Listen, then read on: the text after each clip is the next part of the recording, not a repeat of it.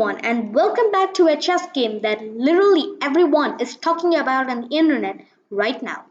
So this game was played between Mateusz Bartel, a Polish chess champion, against Vladislav Artemiev. He's actually a Russian chess champion. So what happens when two forces collide against each other? Well, let's watch this exciting game to find out. So the player with the white pieces, Mateusz Bartel, opens the game with e4 and Vladislav plays e5. Knight to f3, knight to c6 and bishop to b5. So white goes for the Ruy Lopez. a6, bishop to a4 and now knight to f6. So we have entered into the main line of the Tarrasch variation of the Morphy's defense. Knight to c3, bishop to c5 and now bishop takes c6, d takes c6 and d3. If you're wondering why white did not play knight takes e5, I would give you some time to find out the correct answer. Well, after knight takes e5, you can see that there is some connection between the f2 pawn and the e5 knight. So black will just play bishop takes f2, check, king takes f2 and after queen to d4, he's giving a check. White will play king f1 and after queen takes c5, black pretty much has an advantage because white's king is still stuck in the center. So exactly after this d takes c6 point, white plays d3. Queen e7, h3. So white says, I don't want you to play bishop to g4 and he plays h3, taking away the g4 square. And Artemiev with the black pieces just plays h6. So he says, okay, if my bishop is not going to enter g4, your bishop is never going to enter g5. So for h6, here's where white makes an interesting decision and he plays bishop to e3. And after this bishop to e3 move, do you think black can actually play bishop takes e3 or should he just preserve the bishop with bishop to b4, bishop to d6 or bishop to b6? Well, after bishop to e3, I hope that you do not think about bishop takes e3. Because after f takes e3, yes, you do double up white's pawns, but white can just play castle and already white's rook has just opened up. For example, bishop to e6, white plays castles and the file of the rook has opened up. White can even play knight h4, knight f5. Black is kinda better here due to the bishop pair, but you don't really want to take chances against Mateusz Bartel, right? Well, exactly after this bishop to e3 point, black just goes bishop to d6. So he says this bishop is very strong than the e3 bishop. And after bishop to d6, black is actually setting up a little trap here. White goes castles and now black takes c5, he takes away the d4 square. So you can see that an important breakthrough for white would be to push d4 and after c5 black takes away that square because now if you play d4 black just goes c takes d4. End of the problem. So but after c5 white goes knight d2. So he wants to go knight c4, either attack the bishop or if black allows it even push f4 and after f4 f takes e5 white should have a pleasant position. After knight d2, black just plays g5. So he says, okay, you can play knight c4. Mateusz Bartel obliges. He plays knight c4 and now black goes bishop e6. He immediately goes after the knight. Knight takes d6 and after knight takes d6, black plays c takes d6 and you can see that black just has an amazing pawn structure. You can see that not one pawn is an island. Black can even push g4. Definitely, black's position is to be preferred here. But after the c takes d6 move, white actually has a sinister plan. He can just continue with a3 and after b4, he can put a lot of pressure in the center right over there. But after c takes d6, white goes knight e2 instead. And knight e2 simply does not work due to a very specific reason. After knight e2, black just goes g4. He immediately goes after the pawn on h3. h4, knight to h5. Now black wants to go queen takes h4, but after knight h5, white goes g3. And after g3, f5. So black wants to go f takes e4 or even push a4 if the position allows it. So white plays e takes f5. And here, after this e takes f5 move, you're faced with a challenge. Do you want to go bishop takes f5 here? Or do you want to play bishop to d7 or play bishop to d5? Well, after e takes f5, I hope you do not even think about bishop takes f5 because now white has a good resource with knight c3. He can even go knight d5, attack the queen. So after e takes f5, Vladislav Artemiev plays bishop to d5. So he says, the f5 pawn is not really a problem. I want to go bishop f3. So now knight c3, white goes after the bishop, but bishop to f3. Queen to d2, and after this queen to d2 move, after this queen d2, white is threatening to play bishop takes h6. But here, Vladislav Artemiev sets up a sneaky little trap. He just plays knight g7, and in the interview, he actually said that he was expecting white to play bishop takes h6, and white did play bishop takes h6. What's the problem here? After bishop takes h6, white is completely losing the game. After bishop takes h6, black just goes knight takes f5. He wants to go rook takes h6 now.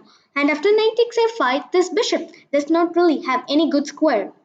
But it does have a very good square, and it was the reason of that good square why this game becomes so famous. If you try bishop to e3 here, then black goes rook takes h4. G takes h4, and after queen takes h4, black is threatening checkmate on h1, and white cannot really do anything to stop it. But after knight f5, white goes bishop to g5, and at first glance, it seems like a very good square. But after this bishop to g5 move, it doesn't really work due to a very specific reason, and Vladislav Artemiev finds out the correct idea. After bishop g5, he just plays knight takes h4, and after this knight takes h4 move, let me just come back to this position. After bishop to g5, if you put this exact same position on Stockfish, the engine would say black is only slightly better, and it would recommend a move like queen d7, queen e7, or queen c7. But after the move Vladislav Artemiev played knight takes h4, the engine would say black is completely better now. Bishop takes e7 was played because there is no other option. If you try g takes h4, rook takes h4, and after bishop takes e7, black goes rook h1, checkmate. Or after bishop takes h4, black can go queen takes h4, once again go after checkmate on h1, and white can't really do anything to stop it. So, after bishop g5, knight takes h4, white goes bishop takes e7, but after bishop takes e7, not king takes e7, this would simply lose precious time. Black just goes knight f5, once again going after checkmate on h1. So bishop to h4, white stops it, but here knight takes h4. And after knight takes h4, let me just say that Mateusz Bartel was really nervous at this point. He thought that he was winning at one point, but after knight takes h4, he knew that something was wrong. And something was indeed wrong with white's position. After knight takes h4, white really took a lot of time in this position. Queen g5 was played at the end. But queen e3 was actually better for a very specific reason. Because after queen e3, knight f5, queen takes f3, e takes f3, and here after e takes f3, white will go knight e4, somewhat pressuring the d6 pawn. But after knight to d4, knight takes d6 check, king to d7, and knight c4. Do you see the most spectacular mate with the knight? After knight c4, black will go knight e2, and believe it or not, my friends, it's actually a checkmate. The knight is hitting the king on g1, the black pawn is taking away the g2 square, and the rook simply covers the entire h file.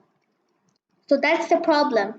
So white actually tried queen g5. He thought that after queen g5, black was somehow going to play queen g6. But after this queen g5 move, of course, Artemiev did not become the Russian champion by blundering away knights. He just plays knight f5. So once again he says, you have no time to capture the knight because I'm going to checkmate you.